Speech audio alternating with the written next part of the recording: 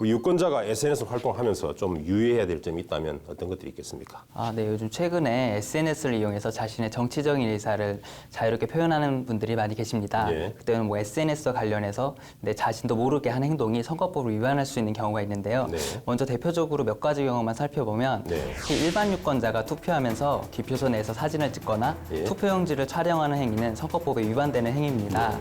그리고 또 투표용지를 찍거나 훼손한 유권자, 또한 투표용지를 집으로 가져가는 유권자 역시 선거법 위반에 따라 처벌받습니다. 예, 사실 뭐 우리 권 변호사 설명해 주신 대로 우리 당사자로서는 어쩌면 뭐 기념 삼아 또는 뭐 재미 삼아 무심코 한 행동이지만 처벌 수위는 결코 낮지 않습니다.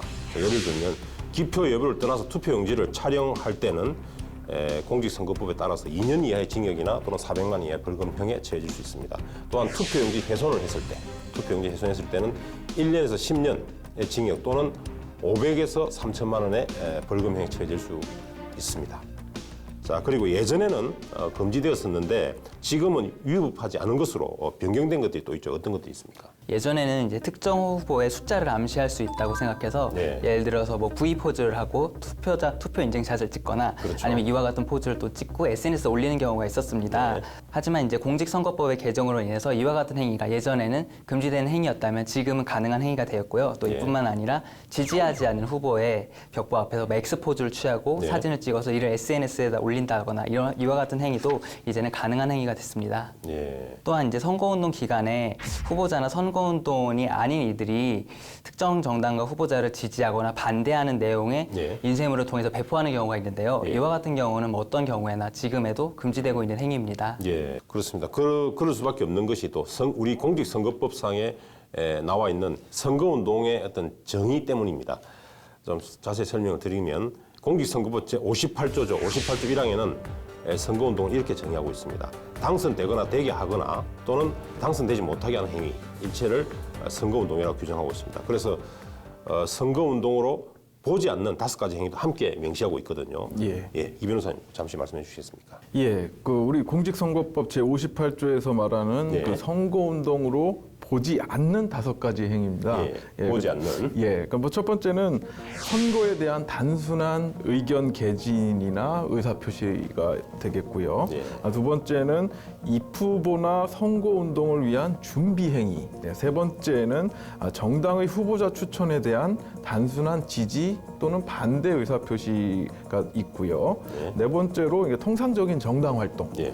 다섯 번째로 명절 등의 의례적인 인사말 등을 문자 메시지로 전송하는 행위 등은 선거운동으로 보지 않고 있습니다. 예. 선거운동을 통상 우리가 이제 당선시키기 위한 운동 이렇게 많이 알고 계시는데 사실은 당선되지 못하게 하는 행동, 그러니까 상대방을 낙선시키기 위한 낙선운동 이것도 역시 선거운동에 사실 포함된다라고 이해하시면 될 것 같습니다.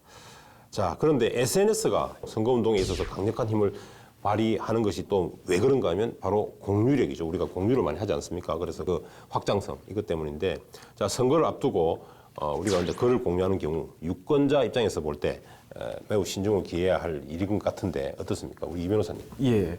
이 부분을 특히 이제 우리 유권자들이 조심해야 될 예. 부분인데요. 우리가 이제 SNS 상에서는 무심코 이제 정보들을 그렇죠. 공유하게 되는데, 예. 그러니까 후보자에 대한 선거운동 정보를 뭐 주고받는 것들, 이것들을 공유하는 것들, 돌려보는 것들 이런 것들은 괜찮은데요. 그렇죠. 이런 것이 아니라 허위 사실이나 예. 악의적인 목적의 글 예. 이런 것들은 작성 주체와 상관없이 예. 비방 내용의 글을 돌려보기만 해도 선거법 위반이 될 수 있습니다. 그러니까 뭐 단순하게 보도된 사실을 공유하는 것이 아니라 그렇죠. 허위 사실, 악의적인 목적의 비방글 이런 것들은 조심하셔야 되는데요. 실제로 지난 총선 당시에 다른 예비 후보를 비방하는 게시물을 SNS에 공유한 한 남성이 선거법 위반으로 처벌이 됐는데요. 벌금 300만 원을 부과받았습니다. 예.